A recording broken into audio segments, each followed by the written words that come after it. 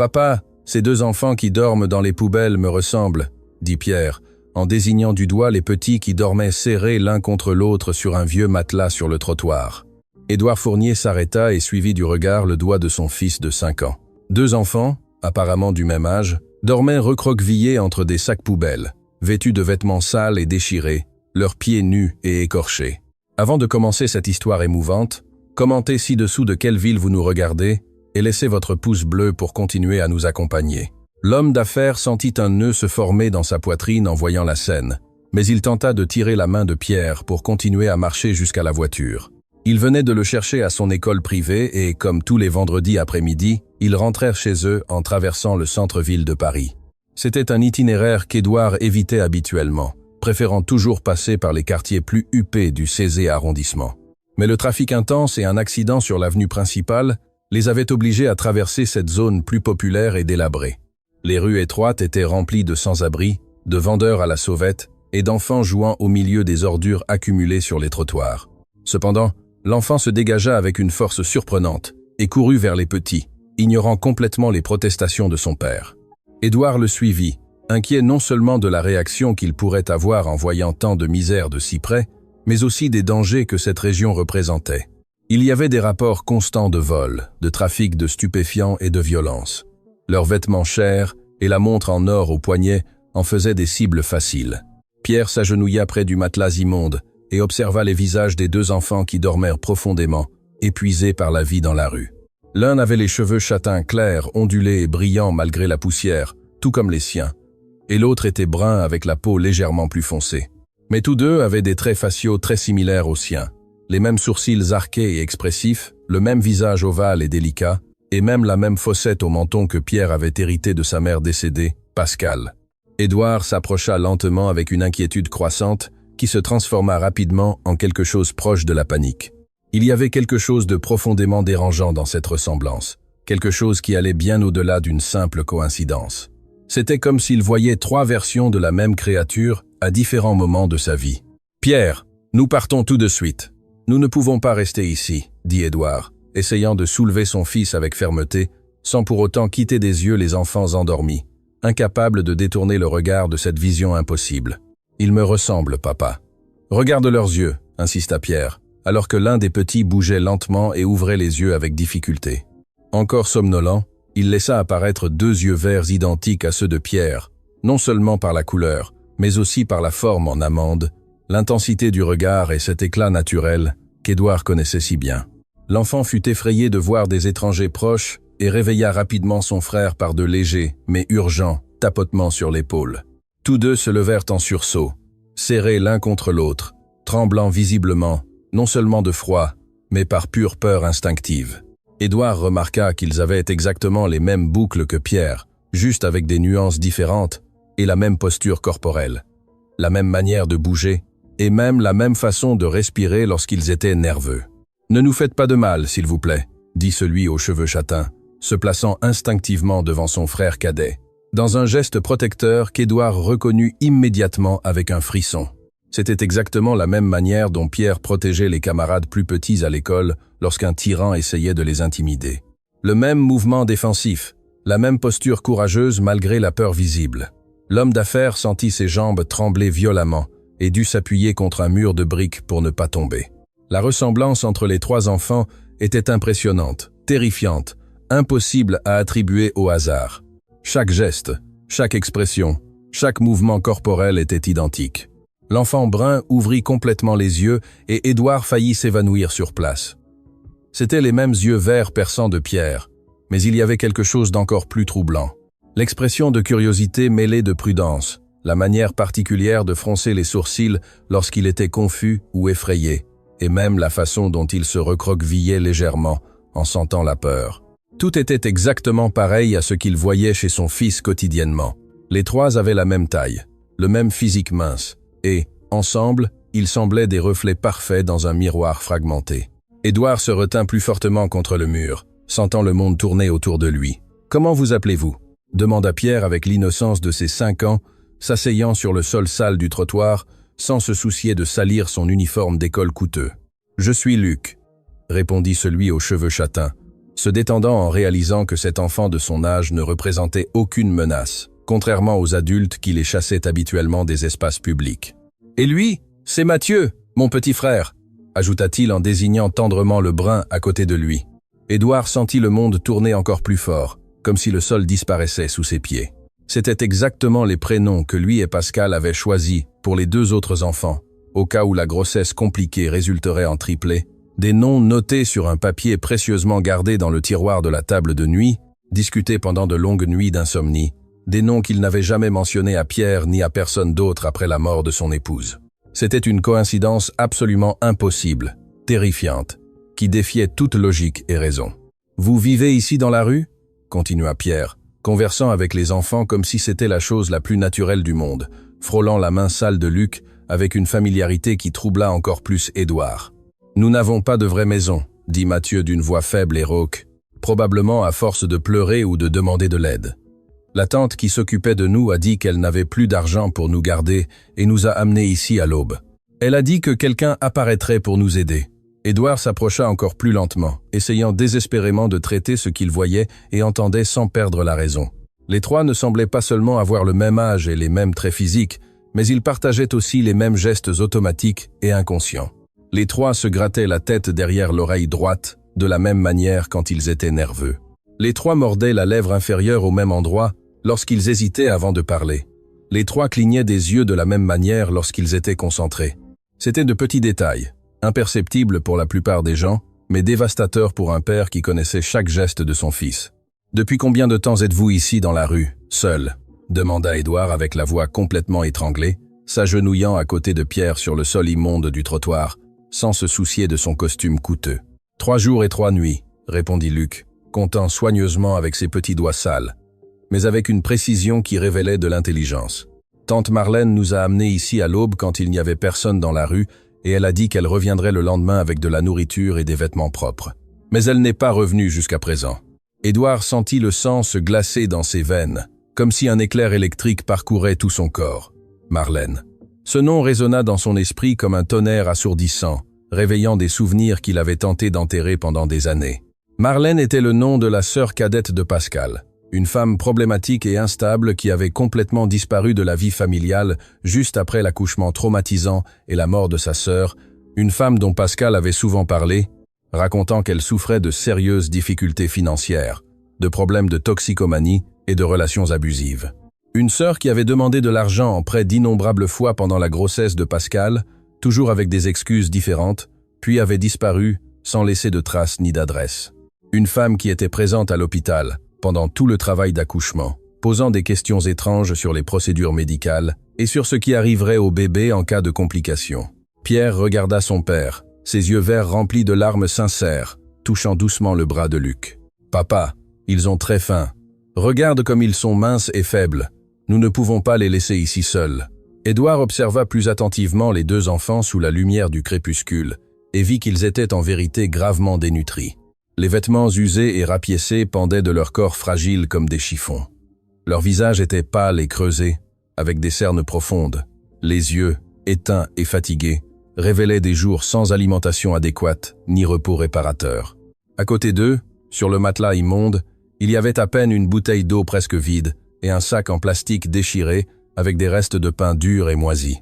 Les petites mains étaient sales et blessées, avec des coupures et des égratignures, probablement dues à la fouille dans les ordures, à la recherche de quelque chose de comestible. « Avez-vous pu manger quelque chose aujourd'hui ?» demanda Édouard, s'agenouillant complètement à la hauteur des enfants, essayant de contrôler l'émotion croissante dans sa voix. « Hier matin, un homme qui travaille à la boulangerie du coin nous a donné un vieux sandwich à partager, » dit Mathieu les yeux baissés, honteux de la situation. « Mais aujourd'hui, nous n'avons rien eu.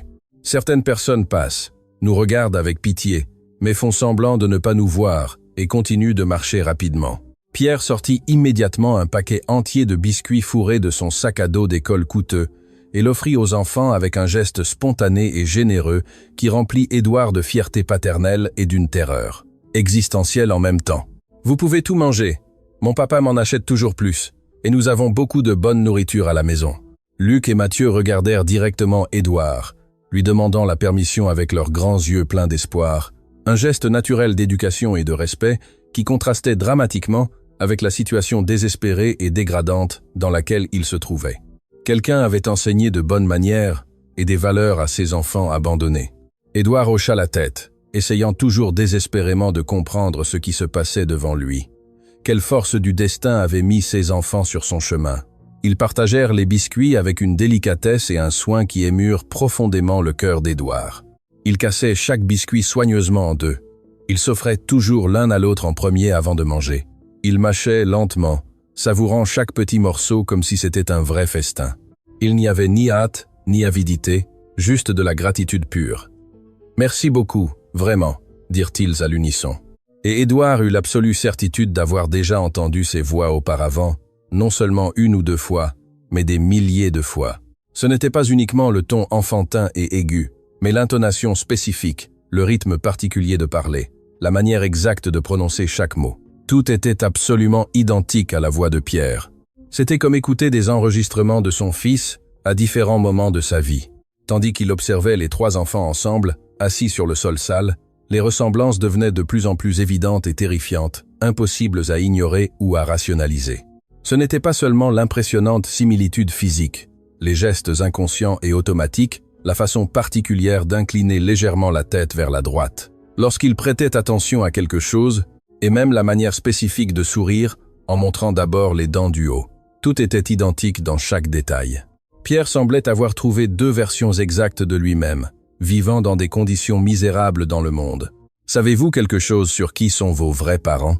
demanda Édouard, essayant de maintenir une voix contrôlée et décontractée, bien que sentant son cœur battre si fort qu'il lui faisait mal à la poitrine. « Tante Marlène disait toujours que notre maman est morte quand nous sommes nés à l'hôpital, » expliqua Luc, répétant les mots comme s'ils étaient une leçon mémorisée et répétée 1000 fois, et que notre papa ne pouvait pas s'occuper de nous parce qu'il avait déjà un autre petit garçon à élever seul et qu'il n'en avait pas les moyens. Édouard sentit son cœur s'accélérer violemment, battant si fort qu'il était sûr que tout le monde pouvait l'entendre. Pascal était réellement morte lors de l'accouchement compliqué, perdant beaucoup de sang et entrant en choc. Et Marlène avait disparu mystérieusement juste après les obsèques, prétextant qu'elle ne supportait pas de rester dans la ville où sa sœur était morte si jeune. Mais maintenant, tout prenait un sens terrifiant et dévastateur. Marlène n'avait pas seulement fui la douleur et les tristes souvenirs. Elle avait emporté quelque chose de précieux avec elle, quelqu'un avec elle, 2 enfants avec elle. « Et vous, arrivez-vous à vous souvenir de quelque chose de quand vous étiez bébé ?» insista Édouard, les mains tremblant visiblement, tandis qu'il observait obsessionnellement chaque détail des visages angéliques des enfants, cherchant plus de ressemblances, plus de preuves. « Nous ne nous souvenons de presque rien, » dit Mathieu, secouant la tête avec tristesse. Tante Marlène racontait toujours que nous étions nés avec un autre frère le même jour, mais qu'il était resté avec notre papa parce qu'il était plus fort et en meilleure santé. Et nous sommes allés avec elle parce que nous avions besoin de soins spéciaux. Pierre ouvrit ses yeux verts d'une manière qu'Édouard connaissait très bien, cette expression de compréhension soudaine et terrifiante qui apparaissait lorsqu'il résolvait un problème difficile ou comprenait quelque chose de complexe. « Papa, il parle de moi, n'est-ce pas ? Je suis le frère qui est resté avec toi parce qu'il était plus fort, et ils sont mes frères qui sont partis avec la tante. » Édouard dut s'appuyer des 2 mains sur le mur rugueux pour ne pas s'évanouir complètement. Les pièces du puzzle le plus terrible de sa vie s'assemblaient de manière brutale et définitive devant ses yeux. La grossesse extrêmement compliquée de Pascal, la pression artérielle toujours élevée et les menaces constantes d'accouchement prématuré, le travail d'accouchement traumatisant qui dura plus de 18 heures, les hémorragies graves, les minutes désespérées, pendant lesquelles les médecins luttèrent inlassablement pour sauver la mère et les enfants. Il se souvenait vaguement des médecins parlant sur des tons urgents de complications sérieuses, de décisions médicales difficiles, de sauver qui il était possible de sauver. Il se souvenait de Pascal mourant lentement dans ses bras, murmurant des mots entrecoupés qu'il n'avait pu comprendre à ce moment-là, mais qui prenaient maintenant un sens terrible. Et il se souvenait parfaitement de Marlène, toujours présente à l'hôpital pendant ces jours tendus, toujours nerveuse et agitée, toujours posant des questions détaillées sur les procédures médicales et sur ce qui se passerait exactement avec les enfants en cas de complications graves ou de la mort de la mère. « Luc, Mathieu », dit Édouard avec la voix complètement tremblante et entrecoupée, tandis que les larmes commençaient à couler librement sur son visage sans tenter de le dissimuler. « Aimeriez-vous venir à la maison, prendre une douche chaude et manger quelque chose de bon et nutritif ?» Les 2 enfants se regardèrent avec la méfiance naturelle, et apprise de ceux qui furent contraints par des circonstances cruelles à comprendre de la pire manière possible que tous les adultes n'avaient pas de bonnes intentions envers eux. Ils avaient passé des jours entiers dans les rues dangereuses, exposés à toutes sortes de risques, de violences et d'exploitation. « Vous n'allez pas nous faire de mal après, n'est-ce pas ?» demanda Luc d'une petite voix effrayée qui révélait en même temps une espérance désespérée et une peur pure et irrationnelle. « Jamais, je le promets », répondit Pierre immédiatement, avant même que son père ne puisse ouvrir la bouche, se levant rapidement et tendant ses deux petites mains vers Luc et Mathieu. « Mon papa est très bon et affectueux. Il prend bien soin de moi tous les jours, et il peut prendre soin de vous aussi comme d'une vraie famille. » Édouard observait fasciné la naturalité absolument impressionnante avec laquelle Pierre parlait aux enfants, comme s'il les connaissait intimement depuis des années. Il y avait une connexion inexplicable et puissante entre les trois, quelque chose qui allait bien au-delà de l'étonnante ressemblance physique.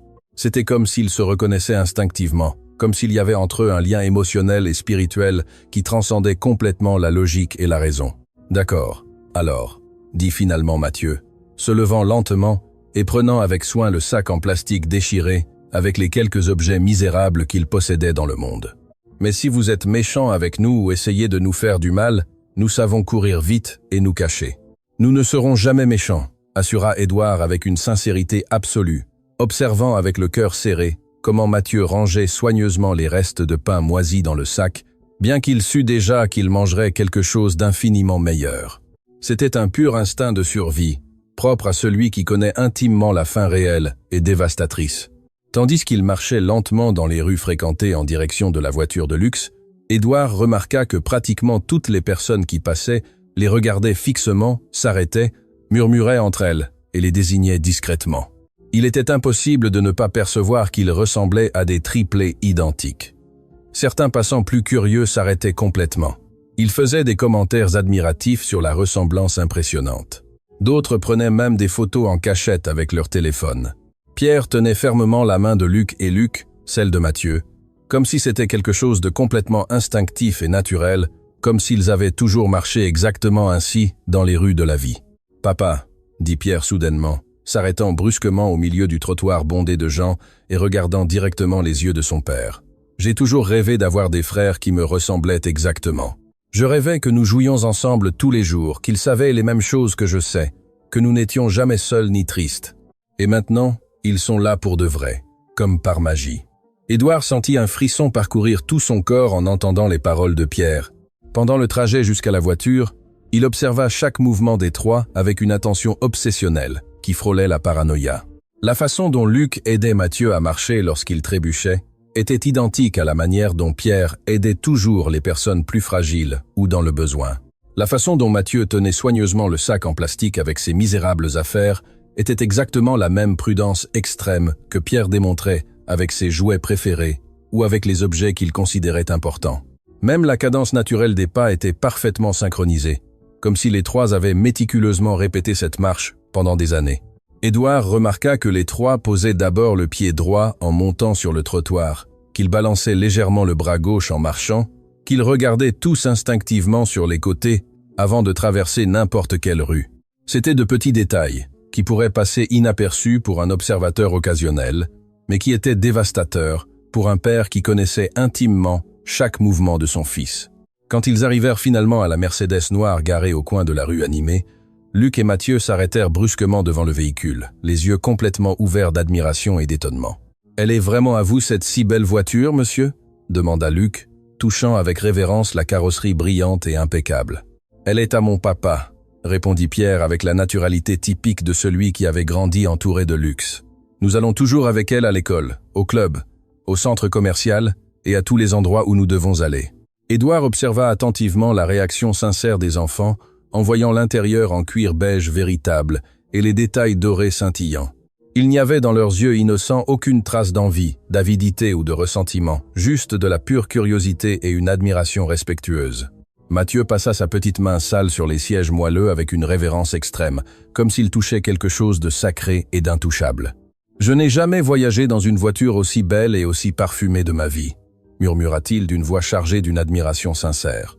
« On dirait une de ces voitures de la télévision où les gens riches et célèbres apparaissent. » Pendant tout le trajet silencieux jusqu'à l'imposante demeure située dans le quartier le plus exclusif de la ville, Édouard ne put quitter des yeux le rétroviseur ne serait-ce qu'une seconde. Les trois enfants conversaient animément sur le siège arrière, comme s'ils étaient de vieux amis, se retrouvant après une longue et douloureuse séparation.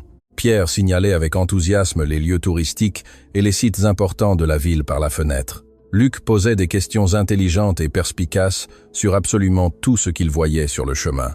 Et Mathieu écoutait avec une attention concentrée, faisant de temps en temps des commentaires profonds qui révélaient une maturité impressionnante et troublante pour un enfant d'à peine 5 ans. « Cet immeuble si haut que tu vois là, c'est là que mon papa travaille tous les jours », expliqua Pierre, désignant avec enthousiasme le gratte-ciel en verre miroir. « Il a une grande entreprise qui construit de belles maisons pour les gens qui ont de l'argent.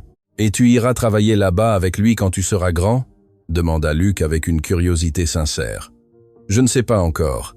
Parfois, je pense à être médecin pour aider les enfants malades qui n'ont pas d'argent pour payer un traitement. » Édouard faillit perdre le contrôle du volant en entendant ces mots. Médecin avait été exactement le rêve qu'il avait lui-même caressé avec passion dans son enfance, bien avant d'être obligé par les circonstances familiales d'hériter des affaires lucratives de la famille. C'était un désir ancien et profond qu'il n'avait jamais partagé avec Pierre, car il ne voulait pas influencer de manière artificielle ses futures décisions professionnelles. « Moi aussi, je veux être médecin quand je serai grand », dit Mathieu, soudainement avec une détermination surprenante, pour bien prendre soin des personnes pauvres qui n'ont pas d'argent pour payer des consultations ni des médicaments chers. « Moi, je veux être maître d'école », compléta Luc avec la même conviction, pour leur apprendre à lire, écrire et bien faire des comptes, même s'ils sont pauvres. Les larmes brûlèrent intensément dans les yeux d'Édouard. Les trois enfants avaient des rêves nobles et altruistes, totalement alignés sur les valeurs éthiques et morales qu'il s'était efforcé d'inculquer à Pierre depuis son plus jeune âge. C'était comme s'ils partageaient non seulement l'apparence physique, mais aussi le caractère, les principes et même les rêves les plus profonds. Quand ils arrivèrent finalement à la majestueuse demeure, avec ses vastes jardins parfaitement entretenus et son architecture classique imposante, Luc et Mathieu restèrent complètement paralysés à l'entrée principale. La maison de 3 étages, avec ses énormes colonnes blanches et ses baies vitrées étincelantes, ressemblait à un véritable palais royal aux yeux de 2 enfants qui avaient dormi tant de nuits à la belle étoile dans les rues dangereuses de la ville. « Vous vivez vraiment ici dans cette maison gigantesque ?»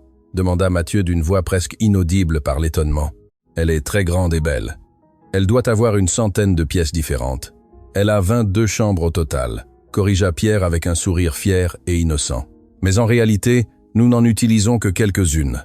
Le reste toujours fermé parce que c'est trop grand pour seulement 2 personnes. » Rose Dubois, la gouvernante expérimentée qui prenait soin de la maison avec dévouement depuis exactement 15 ans, apparut immédiatement à la porte principale, avec son allure toujours élégante et son professionnalisme impeccable.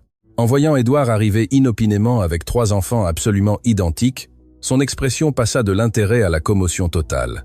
Elle connaissait Pierre intimement depuis qu'il était nouveau-né, et la ressemblance physique était si incroyable qu'elle laissa tomber bruyamment les lourdes clés qu'elle tenait à la main. « Mon Dieu, béni soit-il » murmura-t-elle à voix basse, se signant rapidement 3 fois de suite. « Monsieur Édouard, quelle est cette histoire impossible? Comment peut-il exister 3 pierres identiques? »« Rose, je t'expliquerai tout calmement plus tard, » dit Édouard, entrant précipitamment dans la maison avec les 3 enfants. « Pour l'instant, j'ai besoin urgemment que tu prépares un bain bien chaud pour Luc et Mathieu, et quelque chose de nutritif et de bon, pour qu'ils mangent en abondance. » La femme, encore complètement déconcertée par cette situation surréaliste, retrouva aussitôt son instinct maternel et protecteur.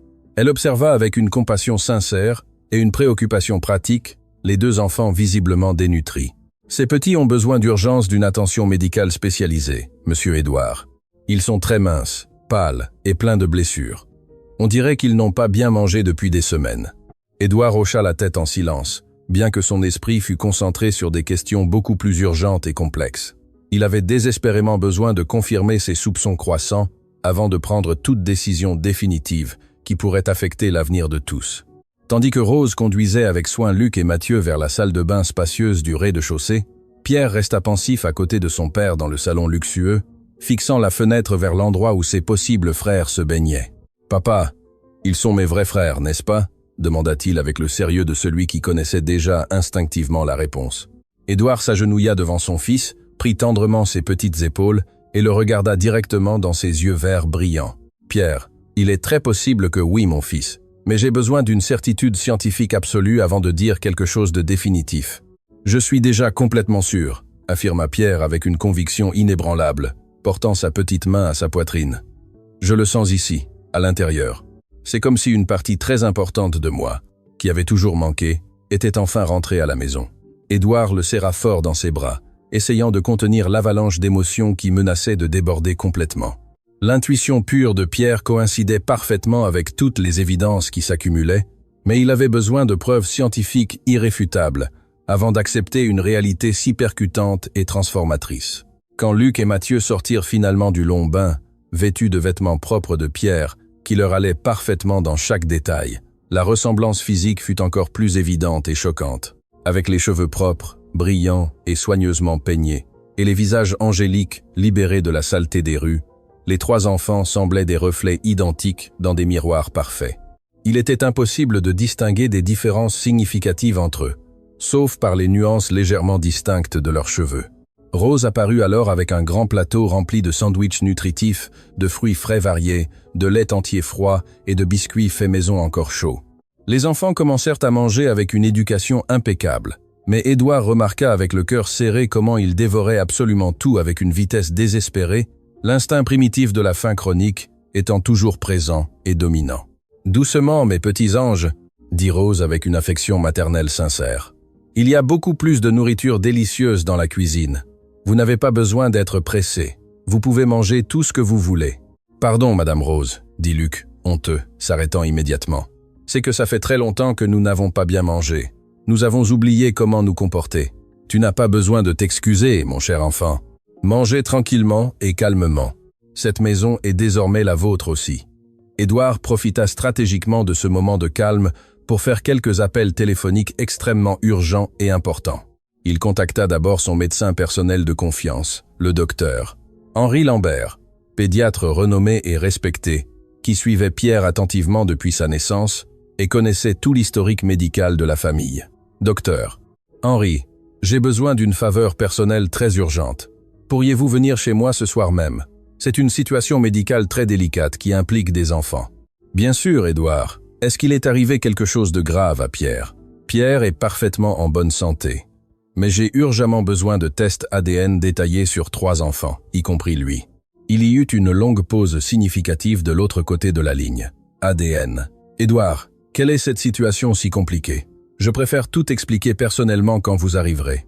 Pouvez-vous apporter le kit complet pour le prélèvement de matériel? » « Oui, sans problème.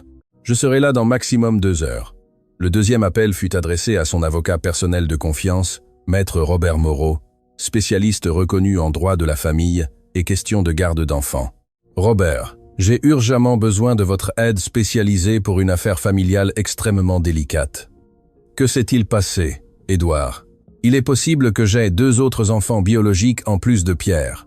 Des enfants qui ont été, disons, séparés de lui de manière irrégulière au moment de la naissance. » « Comment ça, séparés irrégulièrement? » « Édouard, vous me laissez très inquiet et confus. C'est une longue histoire compliquée.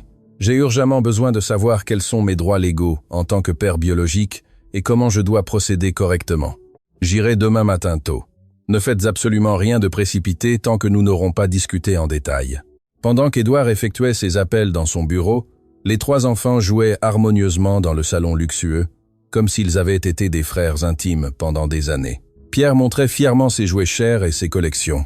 Luc enseignait des jeux créatifs qu'il avait appris dans sa dure vie dans la rue. Et Mathieu racontait des histoires fantastiques qu'il inventait sur le moment. La synchronisation naturelle entre les 3 était à la fois troublante et magnifique à observer. Ils riaient avec le même ton, gesticulaient de façon identique en parlant. Ils respiraient même au même rythme lorsqu'ils étaient concentrés. « Pierre, » dit Édouard en revenant calmement au salon après avoir terminé les appels. « J'ai besoin de poser quelques questions importantes à Luc et Mathieu. Peux-tu aider ton papa? » « Bien sûr, papa.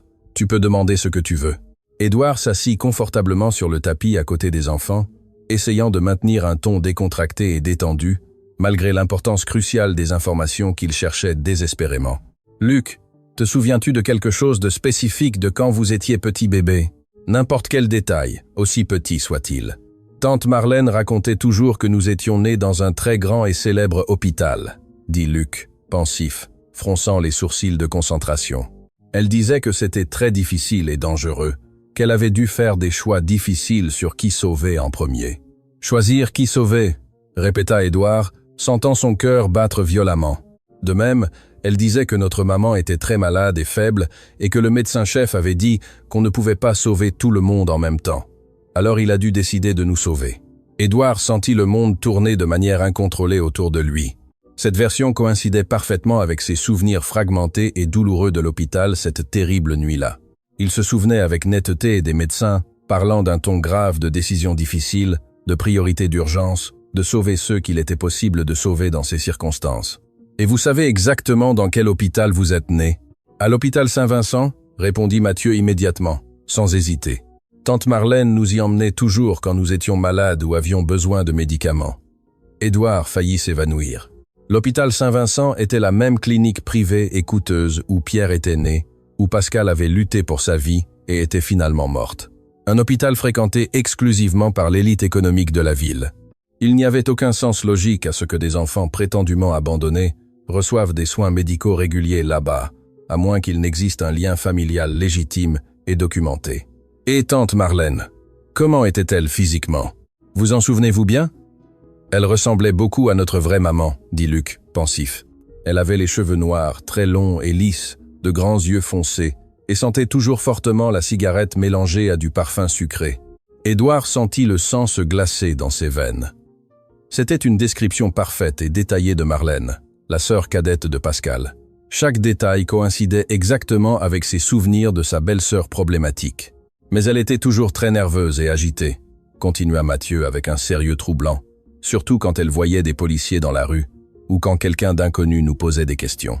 Quel genre de questions exactement la mettait mal à l'aise? Sur qui était notre vrai père, sur notre famille? Sur d'où nous venions, expliqua Luc en détail. Elle nous disait toujours de ne jamais parler de ces choses importantes à des étrangers parce que c'était dangereux. Édouard comprit immédiatement que Marlène vivait dans une terreur constante d'être découverte et exposée. Le comportement décrit par les enfants était absolument typique de quelqu'un qui cachait quelque chose d'extrêmement grave, avec des conséquences légales sévères et une possibilité de prison. Et étiez-vous vraiment heureux? Je veux dire, étiez-vous heureux de vivre avec tante Marlène? Les deux enfants se regardèrent avec une tristesse profonde et mature qui déchira le cœur d'Édouard. C'était une expression de douleur qu'aucun enfant ne devrait connaître si intimement. « Nous l'aimions parce qu'elle prenait soin de nous », dit Mathieu diplomatiquement, choisissant bien ses mots. Mais elle disait toujours que s'occuper de nous était très difficile et fatigant, qu'elle avait sacrifié toute sa vie pour nous. Et parfois, elle disparaissait pendant de nombreux jours d'affilée, compléta Luc avec la voix entrecoupée. Elle nous laissait complètement seuls à la maison ou avec des voisins inconnus qui ne connaissaient même pas bien nos prénoms. Édouard sentit une colère intense croître progressivement dans sa poitrine. Colère contre Marlène pour avoir menti et manipulé la situation. Colère contre lui-même pour ne pas avoir cherché plus d'informations. Colère contre le destin cruel qui avait brutalement séparé ses fils, mais en même temps, il sentit un immense soulagement libérateur de les avoir retrouvés vivants et relativement bien. « Papa », dit Pierre soudainement, interrompant les pensées turbulentes de son père. « Nous pouvons rester ensemble pour toujours maintenant. Luc et Mathieu peuvent vivre ici dans notre maison avec nous comme une vraie famille. » Édouard regarda profondément les trois pères d'yeux verts absolument identiques, fixés sur lui avec attente et espoir, attendant une réponse définitive qui changerait pour toujours et de manière irréversible la vie de tous. La responsabilité était écrasante et terrifiante, mais la certitude qui grandissait dans son cœur était absolument inébranlable. « Si vous voulez vraiment rester, et si tous les examens confirment ce que je crois fermement qu'ils confirmeront, vous trois ne serez plus jamais séparés, pas même pour un seul jour, dit-il avec solennité. Les paroles d'Édouard résonnèrent dans le salon luxueux comme une promesse sacrée, et les trois enfants s'étreignirent instinctivement avec une force émotionnelle bouleversante, formant un cercle parfait de joie pure et inattendue.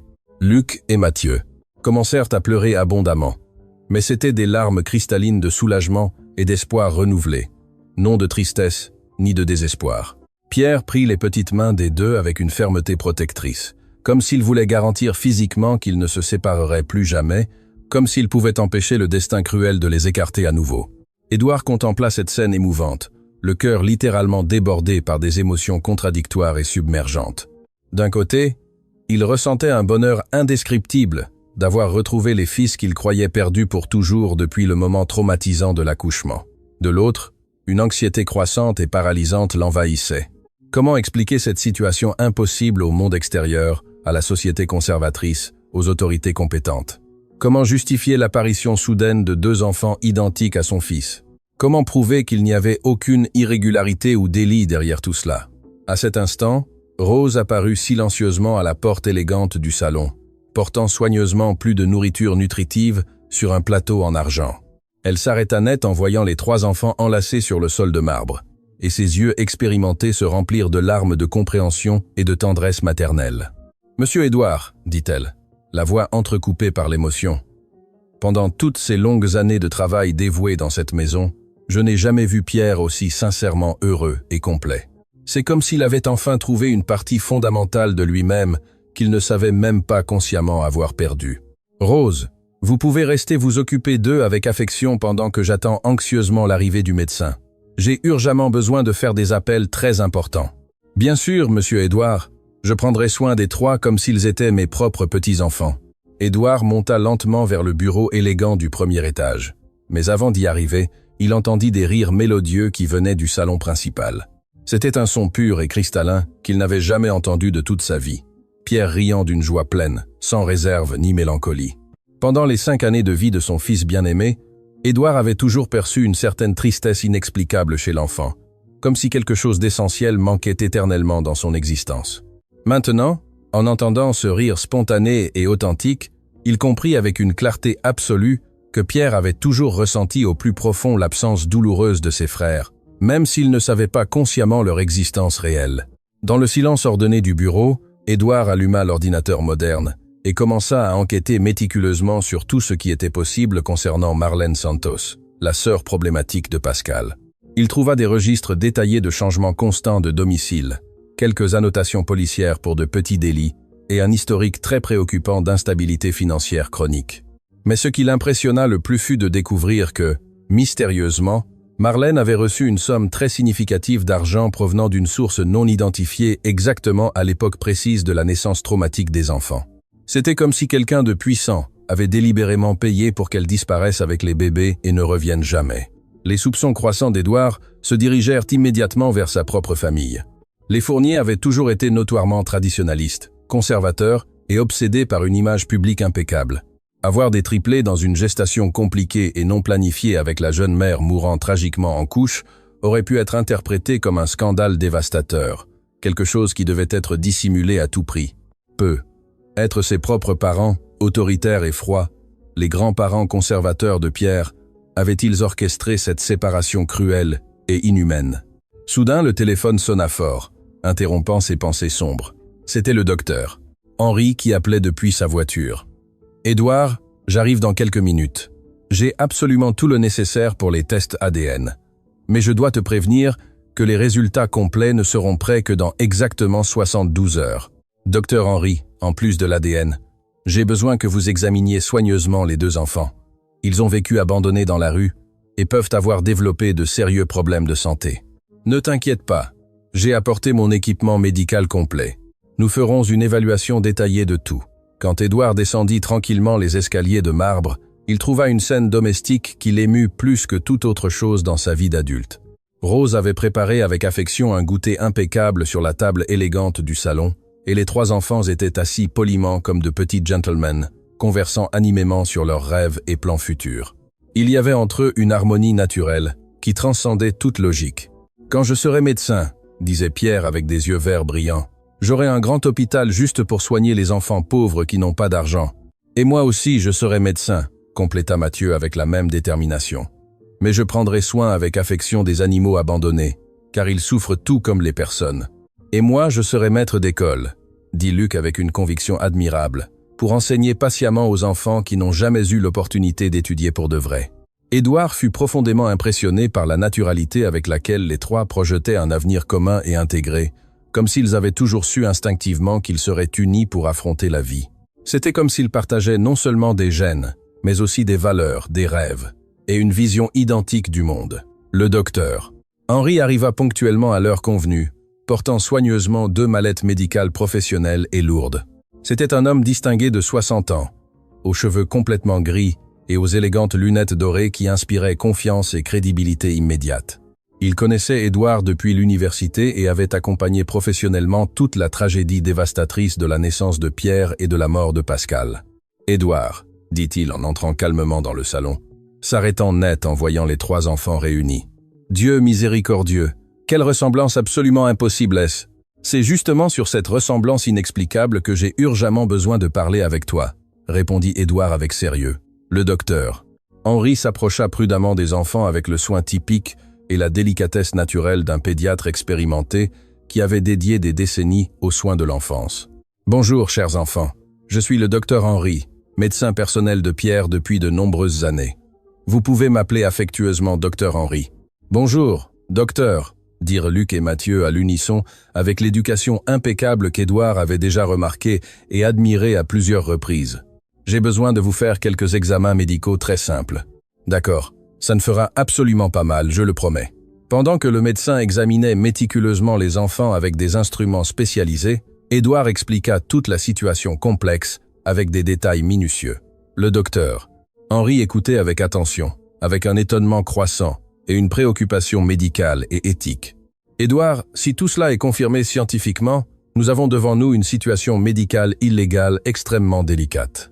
Ces enfants ont été criminellement privés non seulement de leur famille biologique, mais aussi de soins médicaux adéquats et réguliers.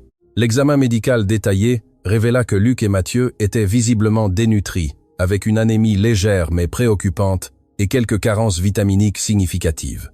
Cependant, il n'y avait rien qui ne puisse être complètement inversé par une alimentation adéquate, une supplémentation nutritionnelle et des soins médicaux réguliers. Ils vont avoir besoin d'un suivi nutritionnel intensif et d'une surveillance médicale pendant les 6 prochains mois, expliqua le docteur avec un sérieux professionnel. Mais ce sont des enfants naturellement forts et résilients. Avec les soins appropriés, ils se rétabliront complètement. Le prélèvement de matériel pour le test ADN fut étonnamment rapide et indolore. Le docteur.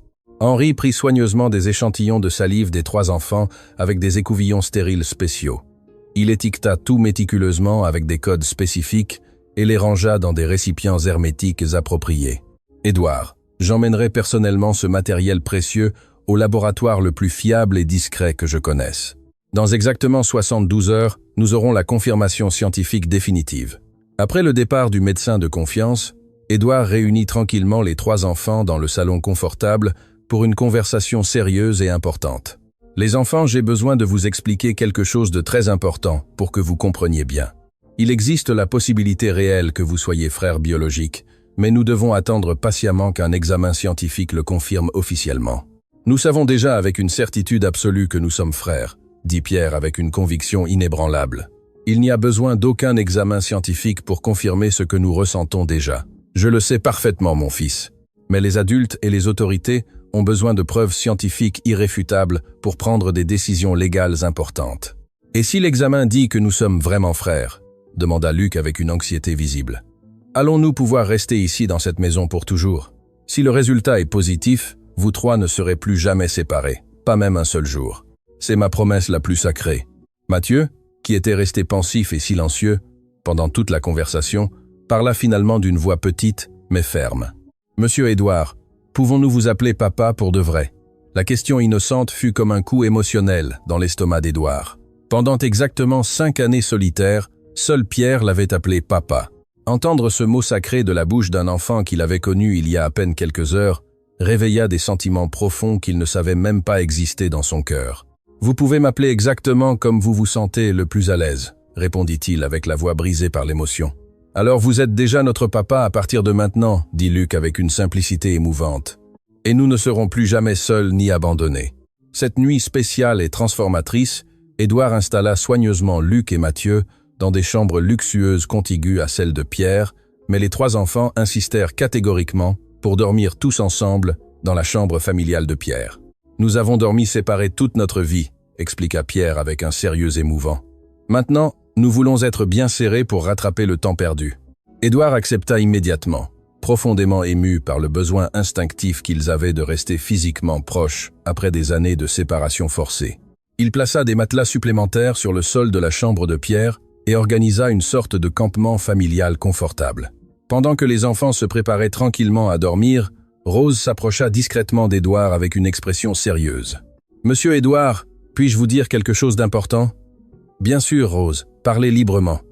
J'ai travaillé avec dévouement avec des enfants pendant plus de 30 ans de ma vie. J'ai vu beaucoup de situations différentes et complexes. Mais ce qui s'est passé aujourd'hui ici dans cette maison était l'œuvre de Dieu. Ces enfants se sont reconnus d'une manière qui n'a pas d'explication humaine possible. Vous croyez vraiment qu'ils sont sincèrement frères? Monsieur Édouard, je n'ai absolument pas besoin d'un test ADN pour en être sûr. Il suffit d'observer attentivement comment ils se comportent ensemble naturellement. Ils sont comme 3 pièces parfaites d'un puzzle qui se sont finalement emboîtées au bon endroit. Avant d'aller dormir, Édouard se rendit tranquillement dans la chambre des enfants pour leur souhaiter bonne nuit avec affection. Il trouva les 3 allongés côte à côte sur les matelas, avec Pierre stratégiquement au milieu, tenant fermement les mains de Luc et Mathieu comme un protecteur naturel. « Papa », murmura Pierre dans l'obscurité, « merci beaucoup d'avoir trouvé mes frères perdus. »« Merci de nous avoir recueillis dans la rue », murmura Luc avec une gratitude infinie. « Merci de ne pas nous avoir chassés », ajouta Mathieu avec la voix pleine d'émotion. Édouard embrassa délicatement le front des 3 enfants, ressentant une plénitude émotionnelle et spirituelle qu'il n'avait jamais expérimentée de toute sa vie d'adulte. « Bonne nuit, mes fils bien-aimés. Dormez tranquille et en sécurité. Papa est là pour veiller sur vous pour toujours. » Plus tard, complètement seul dans sa chambre silencieuse, Édouard appela avec détermination sa mère, Madame Hélène Fournier, la matriarche autoritaire de la famille traditionnelle. « Maman, j'ai urgemment besoin de te raconter quelque chose d'extrêmement important. Que se passe-t-il maintenant, Édouard? Est-ce qu'il est arrivé quelque chose de grave à Pierre? Pierre est parfaitement bien, mais aujourd'hui, j'ai trouvé 2 enfants abandonnés qui pourraient être mes fils biologiques. » Il y eut un long silence significatif de l'autre côté de la ligne. « Comment ça exactement, Édouard? » 2 enfants absolument identiques à Pierre. Je crois fermement que ce sont les autres bébés qui sont nés avec lui cette nuit terrible. Édouard, tu délires complètement. Pierre a toujours été fils unique. Il n'y a absolument pas eu d'autres bébés à l'accouchement. Maman, je me souviens clairement de fragments confus de cet accouchement traumatique. Je me souviens des médecins parlant avec urgence de décisions difficiles, de sauver qui il était humainement possible. Et ces enfants connaissent des détails intimes qu'ils ne pourraient connaître que s'ils étaient vraiment nés dans cet hôpital spécifique ce jour exact. C'est complètement impossible et absurde. S'il y avait eu d'autres bébés, je l'aurais su. Tu le savais parfaitement, maman. Maintenant, j'en ai l'absolue certitude et je veux savoir immédiatement ce qui est arrivé exactement à mes fils disparus. Le silence qui suivit fut assourdissant et chargé de tension. Édouard put entendre clairement la respiration lourde et irrégulière de sa mère de l'autre côté de la ligne. « Édouard, viens demain matin tôt à la maison. Nous avons urgemment besoin de parler en personne de tout cela. Pourquoi ne peux-tu pas me le dire maintenant ? Parce que c'est une conversation extrêmement délicate qui doit se faire face à face et amène les enfants avec toi.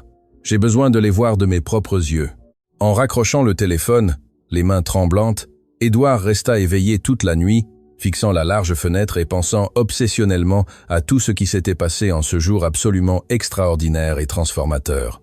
En moins de 12 heures intenses, sa vie avait changé complètement et irréversiblement. De père solitaire d'un fils unique, il était passé à père dévoué de triplés. D'homme avec une petite famille contrôlée, il était devenu responsable de 3 enfants qui avaient désespérément besoin de soins, d'amour inconditionnel et de protection permanente. Mais le plus douloureux de tout était d'avoir découvert que pendant 5 longues années, il avait vécu un mensonge élaboré et cruel. Ses 2 autres fils biologiques n'étaient pas morts en couche comme il l'avait toujours cru sincèrement.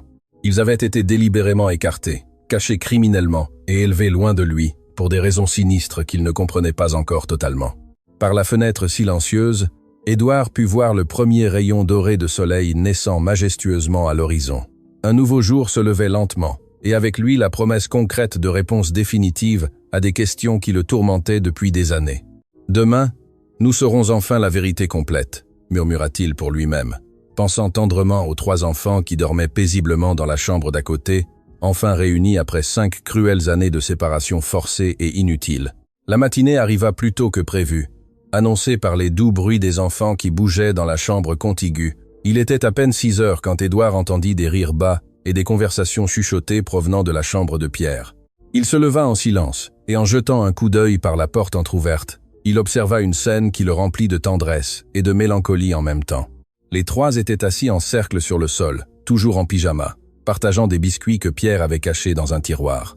Luc enseignait à Mathieu un jeu de main tandis que Pierre observait avec attention, essayant d'apprendre également.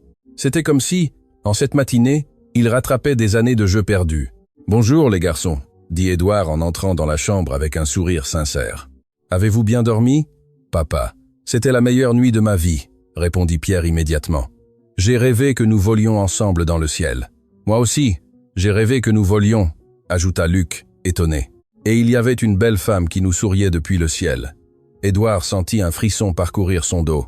Pascal avait toujours dit que lorsqu'elle mourrait, elle voulait voler libre comme un oiseau. Serait-il possible que les enfants aient rêvé de la mer qu'ils n'avaient jamais connue? Et moi j'ai rêvé que nous vivions dans une grande maison, avec un jardin rempli de fleurs, compléta Mathieu. Et nous avions un chien marron qui jouait avec nous. Édouard faillit trébucher.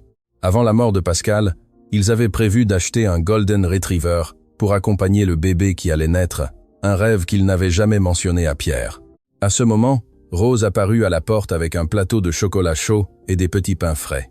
« Bonjour mes petits anges, déjeunez bien, car aujourd'hui sera un jour important. » Pendant que les enfants déjeunaient, Édouard reçut un appel inattendu. C'était Maître Robert, son avocat, qui appelait plus tôt que prévu. « Édouard, j'ai besoin de te parler urgemment. Il s'est passé quelque chose de grave pendant la nuit. »« Quoi, Robert ?»« La police a reçu une dénonciation anonyme d'enlèvement de mineurs. Quelqu'un a dit que tu retiens 2 enfants chez toi contre leur volonté. » Édouard sentit le sang se glacer. « Comment ça, enlèvement ? Ces enfants étaient abandonnés dans la rue. Je sais, mais la dénonciation a été déposée. Et maintenant, les services sociaux et le juge des enfants veulent faire une visite. Ils peuvent arriver à tout moment. Robert, ces enfants sont mes fils. Je suis sûr qu'ils le sont. Je le crois, Édouard.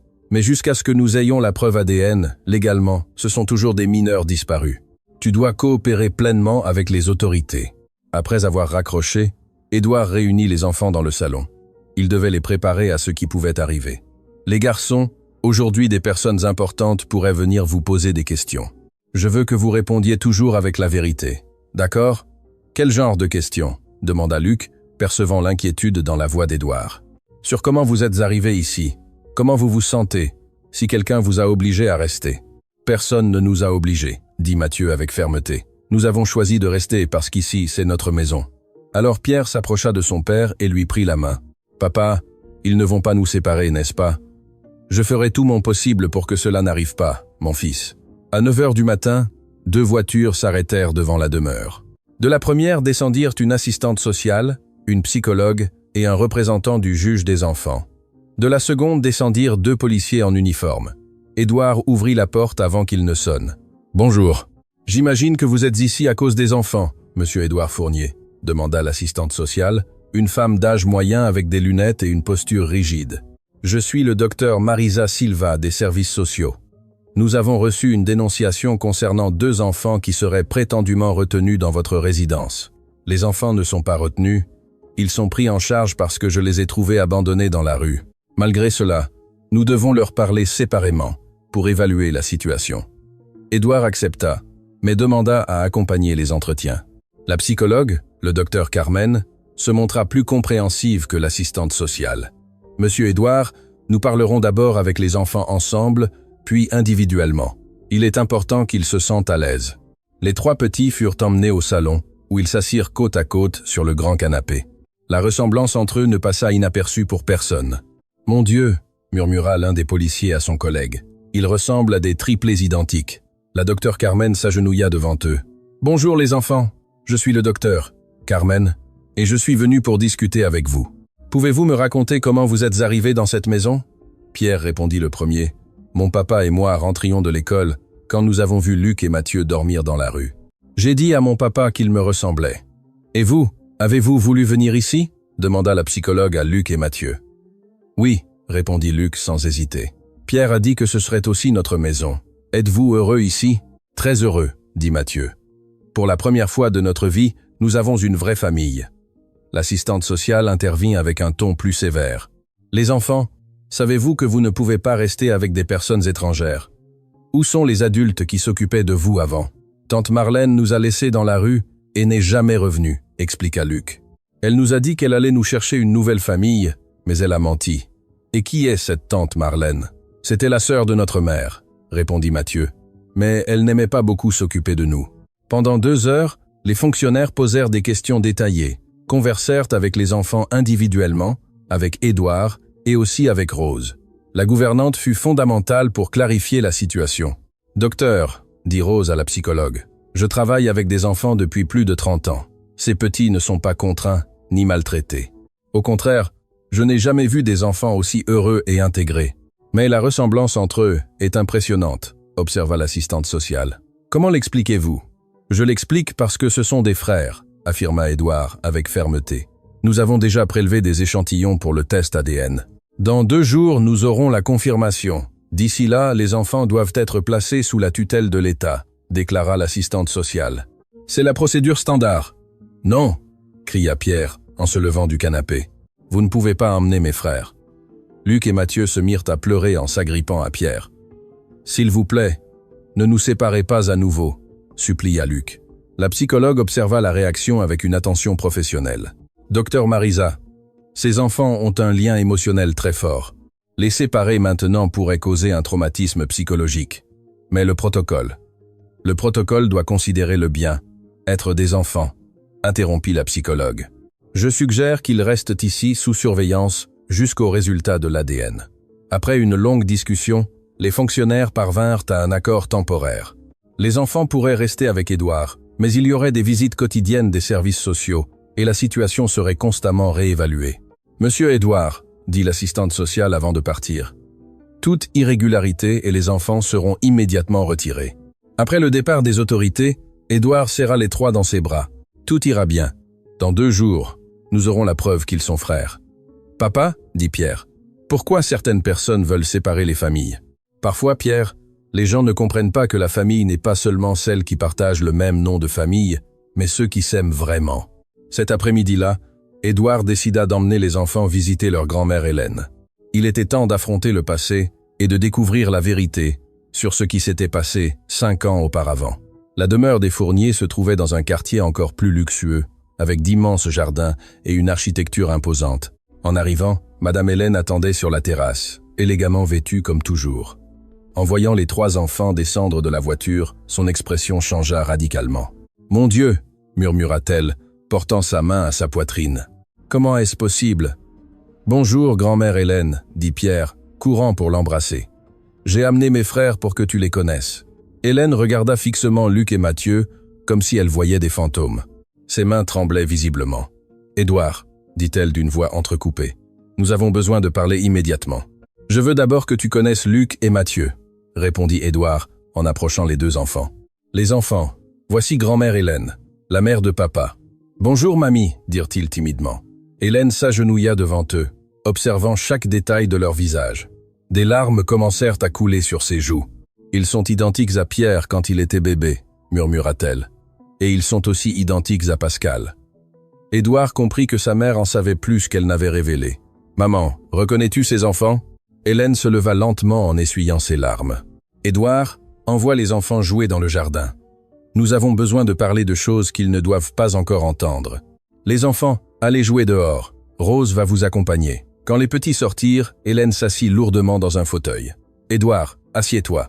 Ce que je vais te raconter va changer tout ce que tu crois sur cette terrible nuit. » Édouard s'installa face à sa mère, prêt à entendre ce qu'il soupçonnait depuis des années. « Maman, je veux savoir exactement ce qui s'est passé à l'hôpital. Édouard, tu dois comprendre le contexte. Pascal était en train de mourir. Il y avait 3 bébés prématurés, et les médecins ont dit qu'ils ne pourraient pas tous les sauver. Continue. Ton père et moi avons pris une décision terrible cette nuit-là.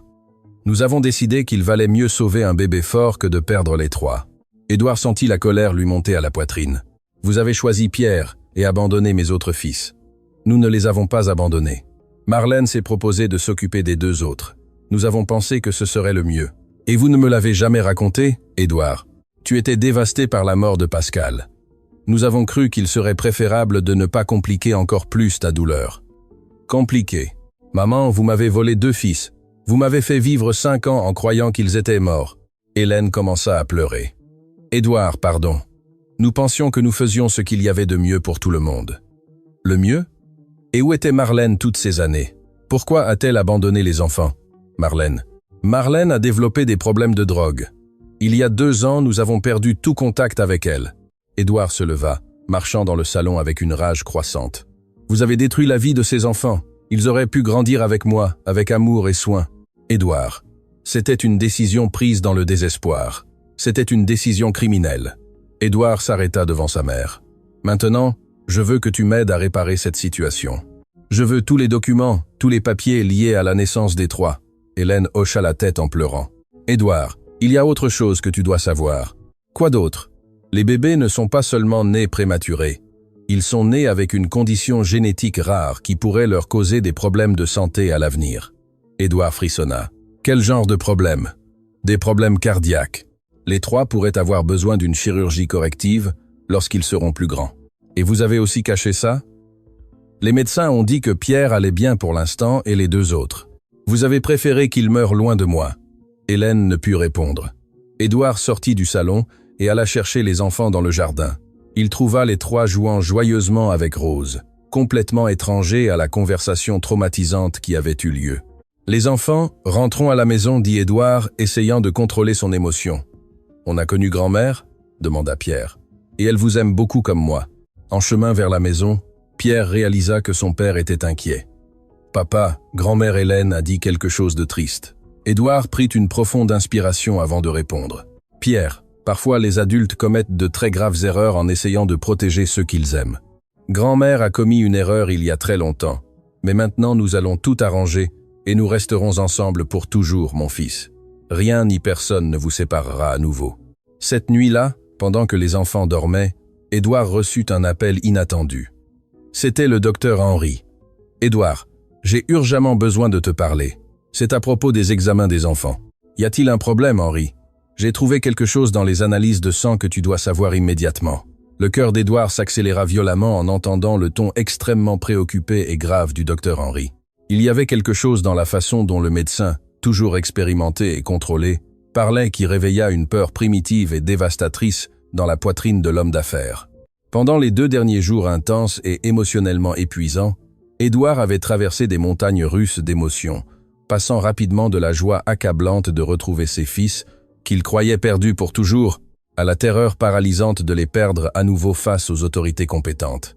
Et maintenant il faisait face à la possibilité terrifiante que quelque chose de beaucoup plus complexe, sinistre et troublant se passait dans sa vie. « Docteur Henry, quel type spécifique de problème médical avez-vous trouvé dans les examens des enfants ?» demanda Édouard, essayant désespérément de maintenir une voix ferme, tout en sentant ses mains trembler involontairement comme des feuilles au vent. « Édouard, je préfère ne pas en discuter par téléphone. C'est une affaire extrêmement délicate, complexe et potentiellement dangereuse qui doit être expliquée en détail en personne. Je peux passer chez toi maintenant même. Les enfants dorment profondément depuis plusieurs heures. Ne serait-il pas préférable de parler demain matin? Édouard, cela ne peut pas attendre demain. C'est à propos de leur santé critique et de quelque chose d'extrêmement troublant que j'ai découvert dans les anciens dossiers médicaux auxquels j'ai pu accéder grâce à des contacts spéciaux à l'hôpital. » Un frisson glacial et terrifiant parcourut tout le corps d'Édouard. Dossiers médicaux. Quel dossier spécifique? Les dossiers complets et détaillés de l'accouchement traumatique de Pascal. Il y a là des informations cruciales qui contredisent complètement tout ce que tu crois savoir sur cette terrible nuit. Docteur, vous me faites très peur et m'angoissez beaucoup. De quoi parlez-vous exactement? Je serai chez toi dans exactement 20 minutes. Prépare-toi mentalement et émotionnellement, car ce que je vais te révéler changera radicalement et irréversiblement ta compréhension de tout ce qui s'est passé. Édouard raccrocha, les mains tremblantes comme s'il avait reçu une décharge électrique. Il monta lentement dans la chambre des enfants et les observa dormir paisiblement, serrés les uns contre les autres, comme il le faisait toujours instinctivement toutes les nuits. Pierre était au milieu, protégeant naturellement Luc et Mathieu avec ses bras petits mais décidés. C'était une image émouvante d'innocence pure et d'amour fraternel sincère qui contrastait dramatiquement avec la tempête croissante d'incertitude et de terreur dans l'esprit turbulent d'Édouard. Exactement 20 minutes plus tard, le docteur Henry arriva ponctuellement, portant une chemise volumineuse et lourde et avec une expression sombre et préoccupée qu'Édouard n'avait jamais vue sur son visage normalement aimable et rassurant. Il y avait quelque chose de profondément inquiétant dans la posture du docteur, une tension palpable qui mit Édouard en alerte maximale. « Édouard, Allons immédiatement à ton bureau privé. Nous avons besoin d'une intimité totale pour cette conversation extrêmement délicate. Dans le bureau silencieux et isolé, le docteur. Henri plaça soigneusement la chemise sur la table en acajou et l'ouvrit lentement, révélant d'anciens documents médicaux, des analyses de laboratoire complexes et des photographies jaunies qu'Édouard ne reconnut pas immédiatement, mais qui lui semblèrent étrangement familières. « Édouard, je veux d'abord que tu t'assoies confortablement et que tu te prépares mentalement et émotionnellement à ce que je vais révéler. C'est une situation médicale et éthique extrêmement complexe, délicate et potentiellement explosive. Docteur, s'il vous plaît, allez droit au but. Je suis littéralement désespéré d'inquiétude et d'anxiété. Très bien.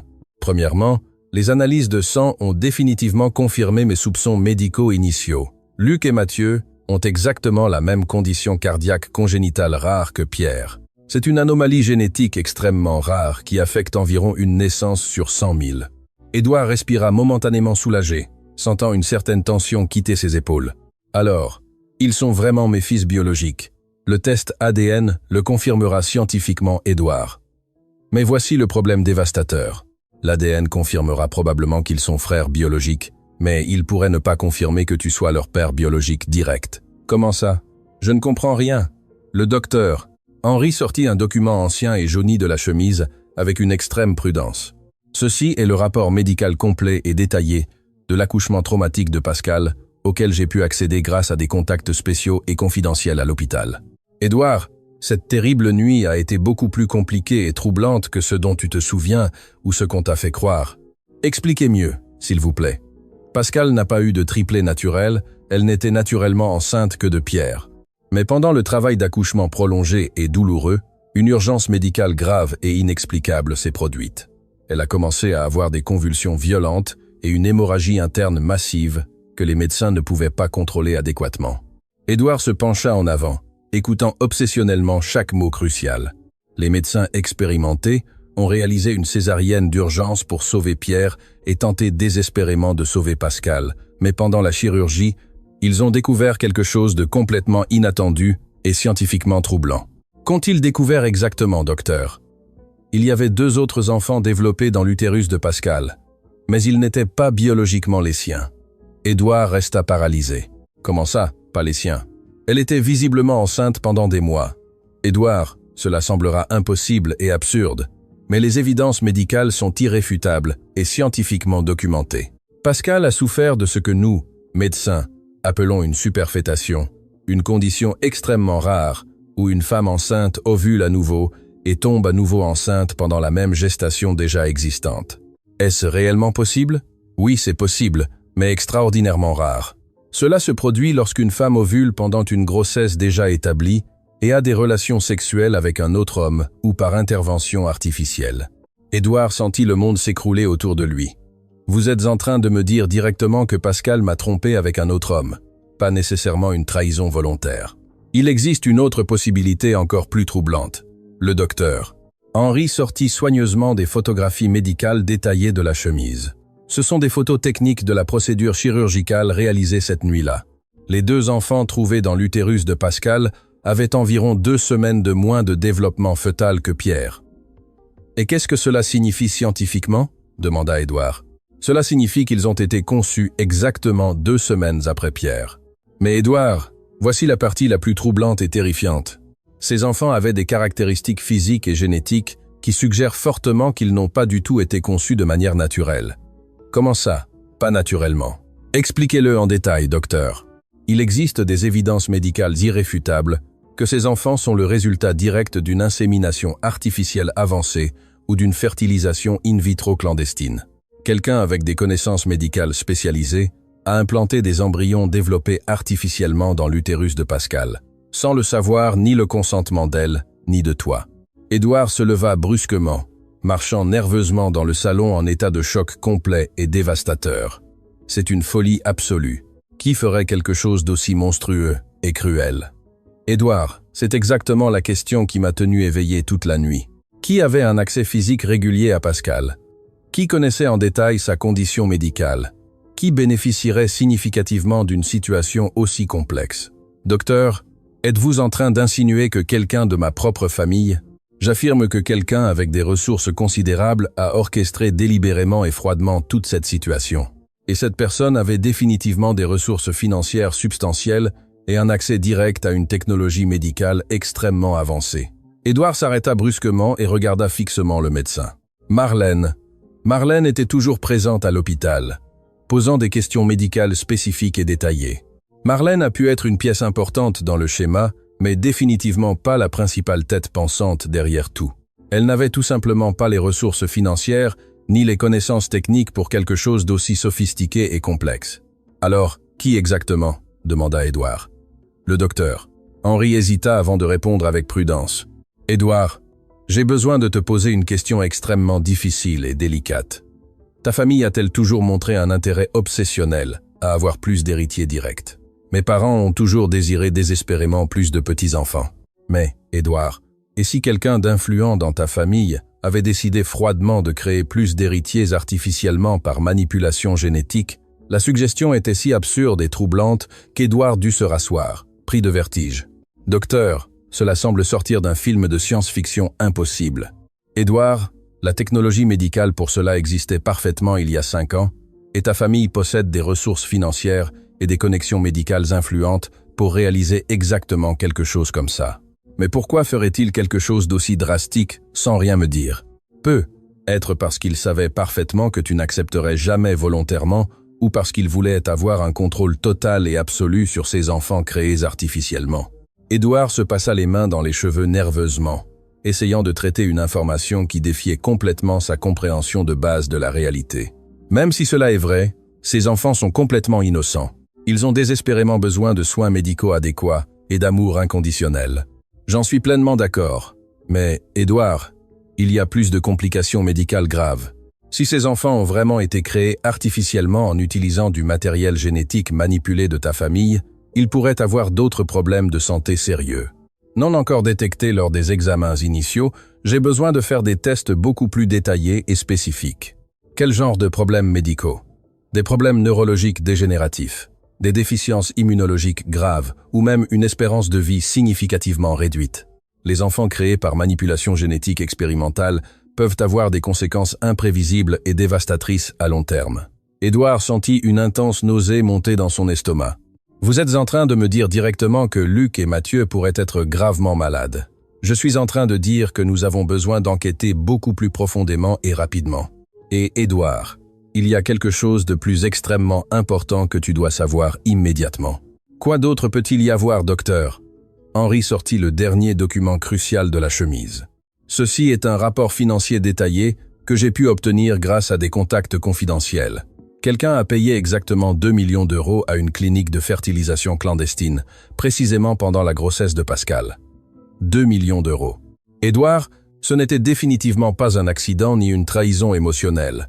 Ce fut un projet médical planifié méticuleusement et exécuté avec une précision chirurgicale absolue. Docteur, j'ai besoin de confronter ma famille immédiatement. Édouard, attends calmement. Avant de confronter qui que ce soit, nous avons besoin d'avoir absolument toutes les preuves irréfutables. Et le plus important, nous devons garantir la sécurité physique des enfants. Sécurité. Pourquoi serait-il en danger réel? Si quelqu'un a investi 2 millions d'euros pour créer artificiellement ses enfants, il pourrait vouloir désespérément récupérer son investissement. Récupérer comment exactement? Garde légale forcée, contrôle total de leur vie ou scénario encore pire. Édouard sentit une panique primitive s'emparer complètement de sa poitrine. Docteur, ces enfants ne sont pas des expériences scientifiques ni des investissements financiers. Ce sont mes fils, bien-aimés. Édouard, dans ton cœur, ce sont définitivement tes fils. Mais légalement, la situation peut être beaucoup plus compliquée et dangereuse que nous ne l'imaginons. Que dois-je faire exactement? Premièrement, nous ferons des tests génétiques complètement détaillés sur Luc et Mathieu. Deuxièmement, nous enquêterons discrètement sur qui a financé ce projet sinistre. Troisièmement, nous préparerons une défense légale absolument solide. Et pendant ce temps, tu prends soin de ces enfants comme le père aimant qu'ils méritent. Car indépendamment de la façon dont ils sont arrivés au monde, ils ont désespérément besoin d'amour et de protection inconditionnelle. Édouard regarda par la fenêtre vers la chambre où ses 3 fils dormaient paisiblement. Docteur, même en sachant tout cela, je ne pourrais pas aimer ces enfants plus que je ne les aime maintenant. Édouard, Cela fait de toi un homme vraiment honorable. Mais prépare-toi mentalement parce que lorsque cette vérité sortira complètement au grand jour, il y aura des personnes influentes qui tenteront d'utiliser cette situation contre toi. Quel genre de personnes? Des personnes qui croient que les enfants créés artificiellement ne méritent pas les mêmes droits légaux que ceux conçus naturellement. C'est complètement absurde et inhumain. Édouard, toi et moi savons que c'est absurde, mais la société n'est pas toujours rationnelle lorsqu'il s'agit de questions éthiques comme celle-ci. Édouard se leva et marcha vers la fenêtre, observant la pleine lune éclairant le jardin où ses 3 fils avaient joué joyeusement quelques heures auparavant. Docteur, Henri, indépendamment de la façon dont Luc et Mathieu sont arrivés au monde, ils sont maintenant mes fils et je lutterai jusqu'à la mort pour les protéger. Édouard, je t'aiderai dans absolument tout ce qui est possible, mais tu dois comprendre que cette lutte pourrait être plus difficile que tu ne l'imagines. Pourquoi exactement? Parce que, si ma théorie est correcte, il y a des personnes extrêmement puissantes impliquées dans cette situation. Des personnes qui ne céderont pas facilement le contrôle qu'elles croient avoir sur ses enfants. Qui seraient ces personnes influentes, docteur? Henri rangea soigneusement les documents dans la chemise et regarda directement les yeux d'Édouard. Édouard, selon tout ce que j'ai découvert, je crois fermement que ta propre famille est au centre absolu de cette conspiration élaborée. Et demain, quand tu confronteras ta mère avec ces preuves dévastatrices, tu découvriras jusqu'où ils sont capables d'aller pour maintenir leurs secrets les plus sombres. Les paroles dévastatrices du docteur. Henri résonnèrent dans le bureau silencieux comme une sentence de mort, laissant Édouard complètement paralysé et sans réaction émotionnelle immédiate. La révélation que sa propre famille respectée pourrait être impliquée dans une conspiration aussi élaborée, sinistre et inhumaine pour manipuler génétiquement la création artificielle d'enfants défiait absolument tout ce qu'il avait cru fermement sur les personnes qu'il avait aimées, respectées et admirées pendant toute sa vie d'adulte. La trahison ne venait pas d'étrangers ni d'ennemis connus, mais des personnes les plus proches en qui il avait placé une confiance absolue et un amour inconditionnel. Pendant la nuit d'insomnie et de torture qui suivit, Édouard resta rigidement assis dans son fauteuil en cuir italien, fixant la large fenêtre tout en traitant obsessionnellement l'information dévastatrice et incompréhensible qu'il avait reçue.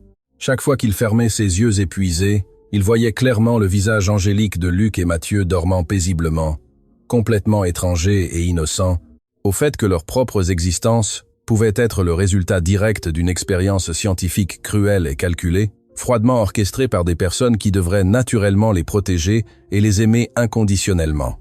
L'idée troublante que ces enfants purs et innocents soient considérés comme des produits commerciaux, des investissements financiers ou des expériences scientifiques par quelqu'un de sa propre famille le remplissait d'une colère froide, calculatrice et implacable qu'il n'avait jamais ressentie auparavant de toute son existence. C'était une fureur qui transcendait la rage commune, se transformant en quelque chose de plus primitif et dangereux. À 5 heures du matin, lorsque les premiers rayons dorés du soleil commencèrent à illuminer l'horizon lointain, Édouard entendit les premiers sons mélodieux provenant de la chambre des enfants. Des rires bas et cristallins, des conversations chuchotées et joyeuses, comme cela se produisait toujours magiquement lorsque les 3 se réveillaient naturellement. Il se leva silencieusement et marcha avec des pas prudents jusqu'à la porte entr'ouverte, observant une fois de plus la scène émouvante qui était devenue précieuse et sacrée dans sa routine quotidienne. Pierre était patiemment en train d'enseigner à Luc et Mathieu comment faire des avions en papier coloré avec des pages d'un magazine pour enfants, et les 3 rivalisaient amicalement pour voir lequel volerait le plus loin dans la chambre spacieuse. La naturalité absolue avec laquelle ils interagissaient, la parfaite synchronisation de leurs mouvements et la joie sincère sur leurs visages angéliques contrastaient brutalement avec les révélations troublantes et terrifiantes de la nuit précédente. « Bonjour, mes fils bien-aimés », dit Édouard en entrant tranquillement dans la chambre, avec un sourire forcé mais affectueux, essayant désespérément de cacher la tempête émotionnelle dévastatrice, qui se déchaînait violemment à l'intérieur de lui, torturé. « Nous avons dormi bien et tranquillement, papa. Nous avons rêvé exactement de la même chose à nouveau, » dit Pierre avec un enthousiasme brillant dans ses yeux verts. « Nous avons tous les 3 rêvé que nous étions sur une belle plage ensoleillée, jouant joyeusement sur le sable blanc, avec une belle femme aux cheveux longs et soyeux, et elle nous chantait une chanson très jolie et mélancolique. »« Oui, » compléta Luc, avec une expression rêveuse, « une chanson que nous avions l'impression de déjà connaître d'un endroit très lointain et spécial. » Mathieu hocha la tête avec enthousiasme, ajoutant des détails spécifiques qui firent qu'un frisson parcourut toute la colonne vertébrale d'Édouard. La belle femme avait des yeux verts exactement comme les nôtres, et elle nous disait affectueusement qu'elle avait toujours veillé sur nous avec beaucoup d'amour, même quand nous ne le savions pas consciemment. Édouard reconnut immédiatement, sans le moindre doute, la description détaillée. C'était Pascal, telle qu'elle apparaissait souvent dans ses propres rêves nostalgiques pendant les premières années douloureuses après sa mort prématurée.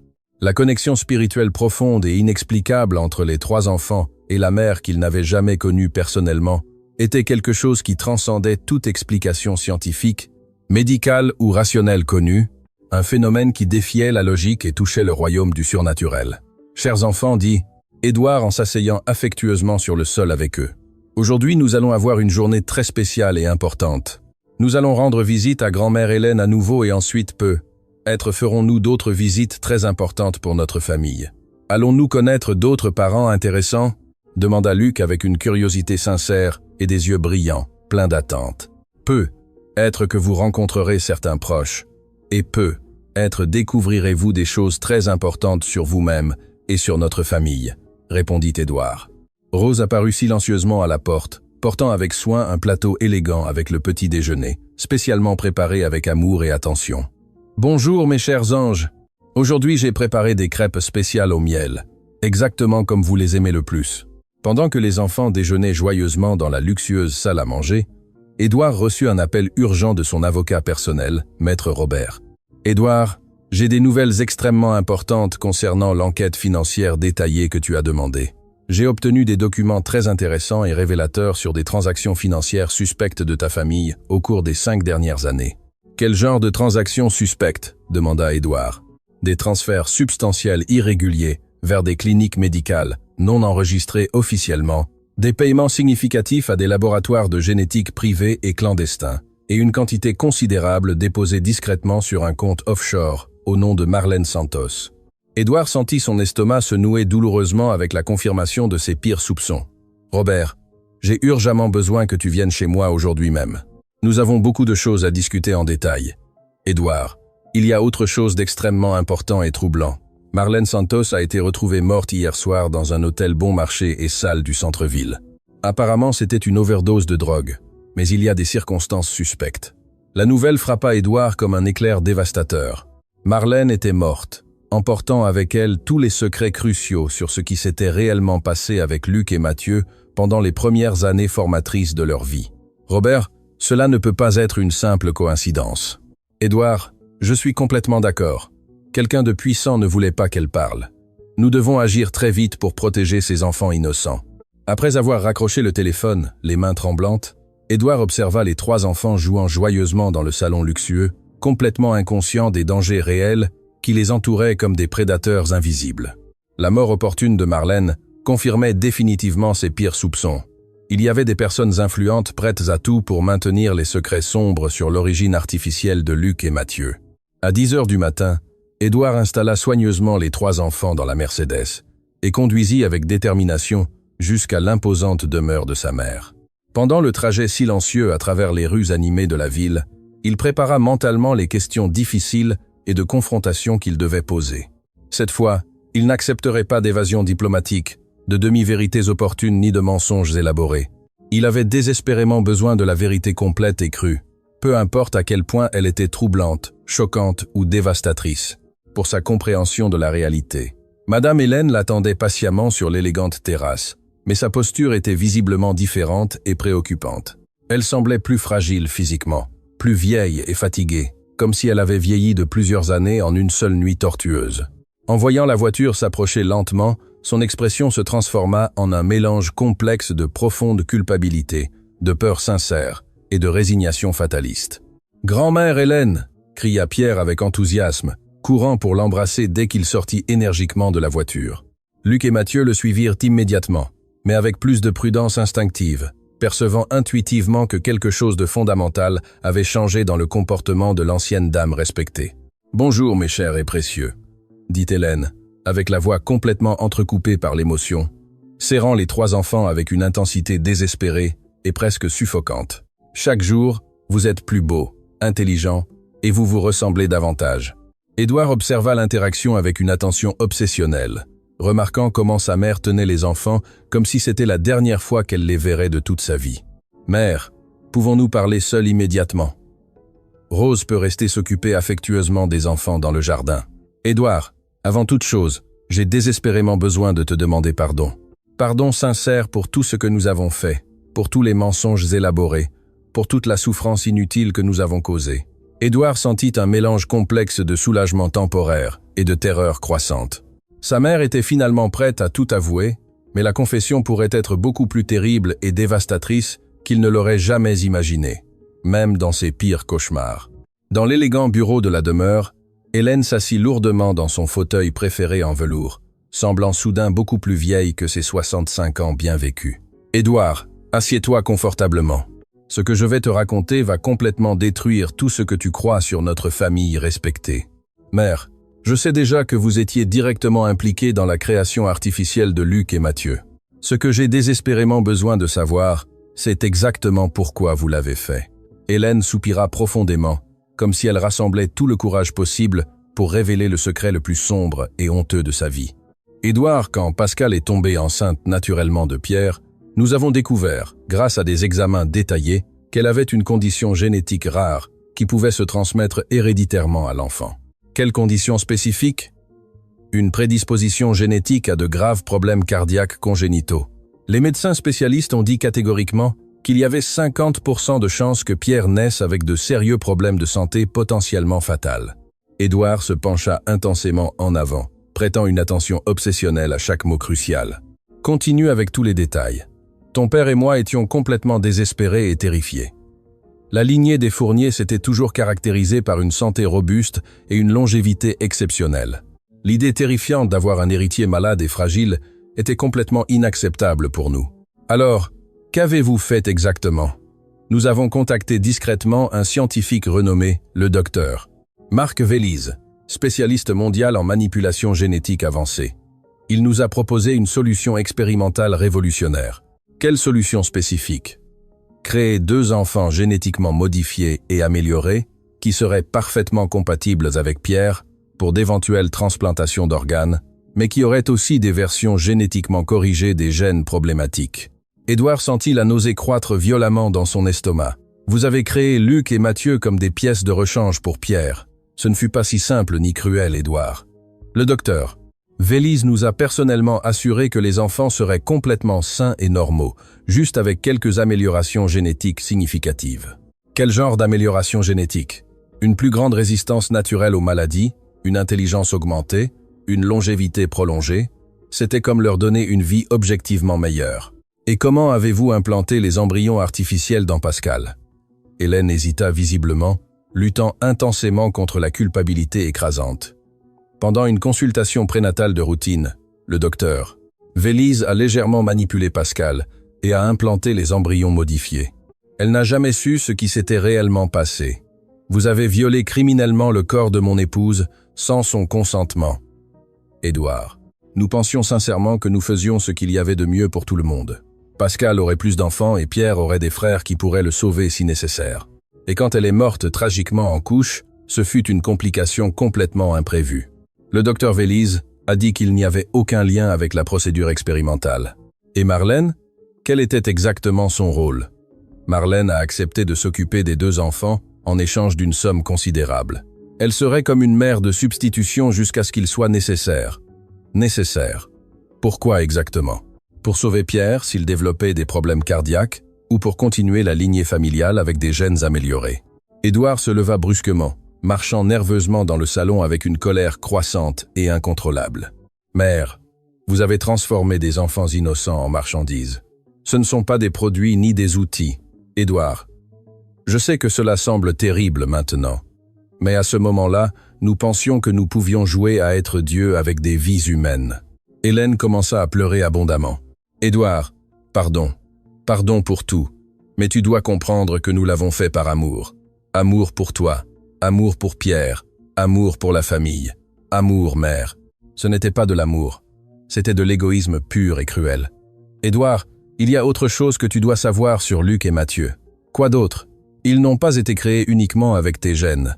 Le docteur Vélise a utilisé du matériel génétique de diverses sources pour créer des profils parfaits.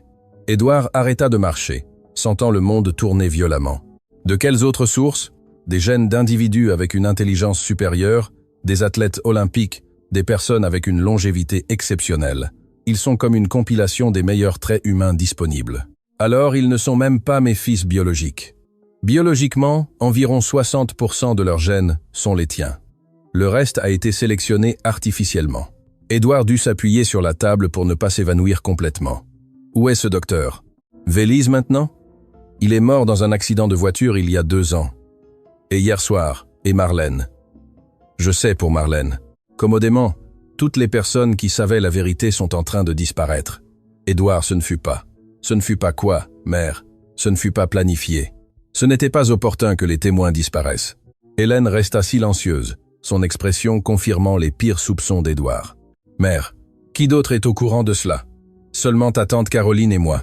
Ton père est mort en emportant le secret. Caroline savait. Elle a aidé à financer le projet. Oui, c'est elle qui a trouvé le docteur Vélise. Édouard sentit qu'il découvrait une conspiration familiale beaucoup plus profonde qu'il ne l'imaginait. Où est Caroline maintenant? Elle est partie en Europe hier soir. Elle a dit qu'elle avait besoin de s'éloigner pour un temps. Fuir, veux-tu dire? Édouard regarda les enfants par la fenêtre, voyant Pierre enseigner à Luc et Mathieu comment grimper au grand arbre du jardin. Mère, vous avez perdu le droit d'être la famille de ces enfants au moment où vous avez décidé de les créer comme des pièces d'un jeu. Les mots finaux d'Édouard résonnèrent dans le bureau comme une sentence définitive, coupant pour toujours les liens familiaux qui avaient été construits pendant des décennies. Hélène resta silencieuse pendant de longues minutes, absorbant la magnitude de la rupture que ses actions avaient causée.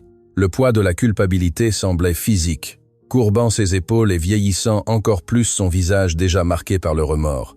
Édouard s'approcha de la fenêtre et observa les 3 enfants dans le jardin, complètement étrangers à la conversation qui scellait leur destin. Pierre avait réussi à monter à l'arbre et aidé Luc à faire de même tandis que Mathieu les encourageait d'en bas.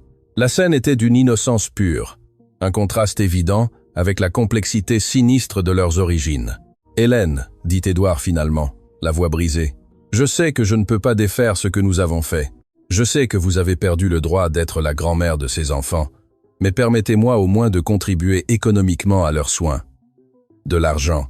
Édouard se retourna pour la regarder, les yeux brillants de froideur. « Crois-tu que l'argent peut compenser ce que vous avez fait? Je sais que non, mais au moins je peux m'assurer qu'ils aient tout ce dont ils ont besoin. Ils auront tout grâce à mon travail et à mon amour. Je ne veux pas un centime de cet argent utilisé pour financer cette aberration, » répliqua Édouard. Hélène baissa la tête, acceptant le refus. « Et s'il t'arrive quelque chose ?» demanda-t-elle. « S'ils ont besoin de soins que tu ne peux pas leur fournir, ils auront Rose, qui les aime sincèrement. Ils auront le docteur. Henri, qui s'est engagé à prendre soin d'eux. Ils auront des personnes qui les voient comme des êtres humains, pas comme des expériences, » répondit Édouard.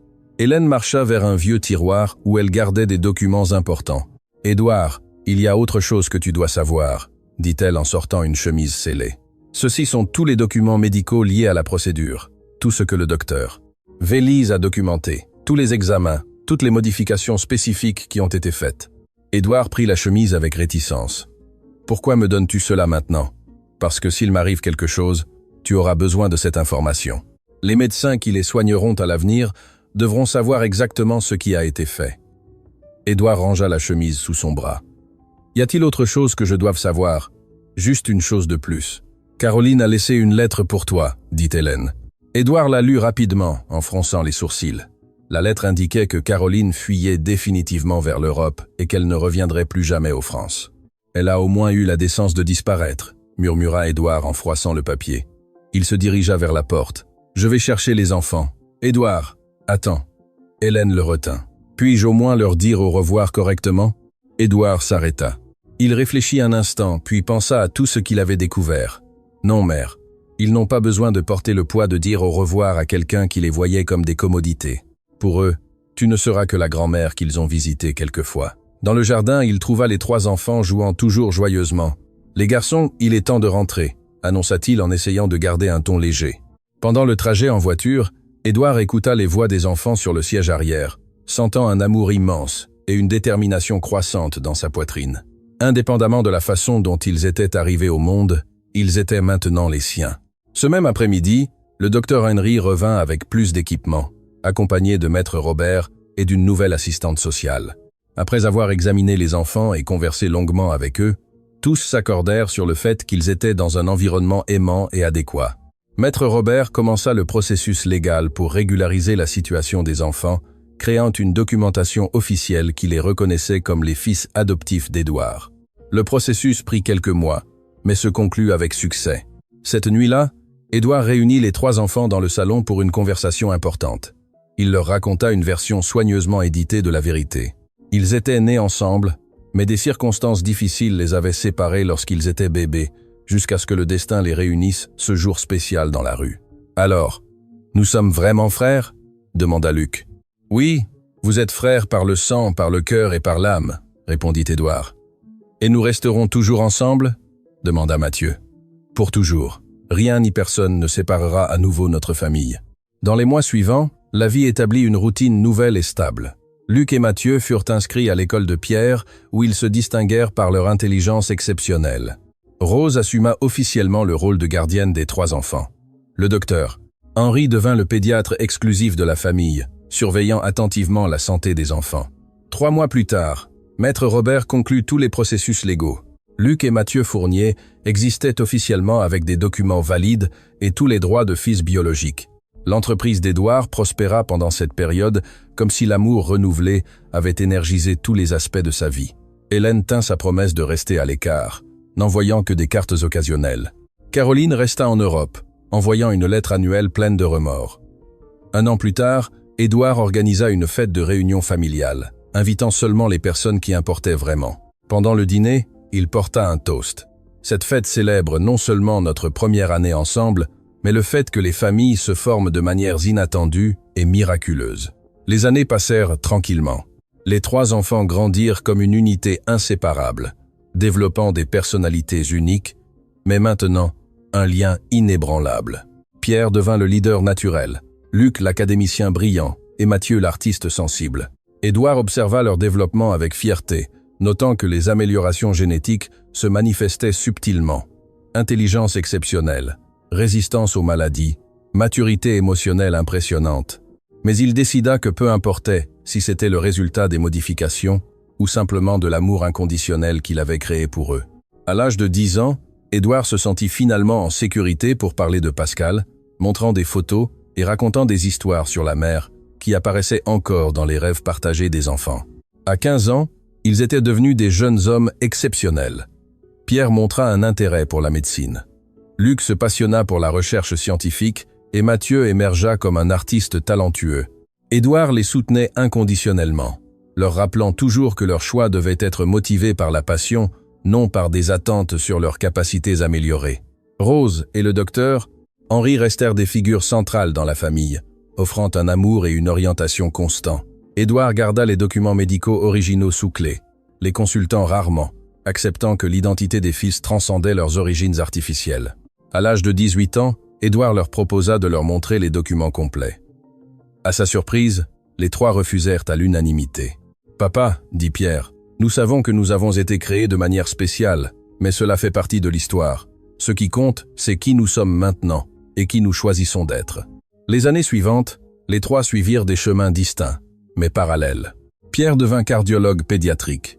Luc obtint un doctorat en bioéthique, se concentrant sur la manipulation génétique, et Mathieu se transforma en un artiste reconnu. Tous se marièrent, fondèrent des familles, et maintinrent le lien unique de l'enfance. Édouard vieillit avec grâce, entouré d'une famille élargie qui incluait ses 3 fils, leurs épouses et éventuellement 7 petits-enfants. Rose et le docteur Henri restèrent avec la famille jusqu'à leurs derniers jours, aimés comme les piliers qu'ils étaient réellement. Quand Édouard eut 70 ans, les fils organisèrent une fête pour célébrer le 25 anniversaire des retrouvailles.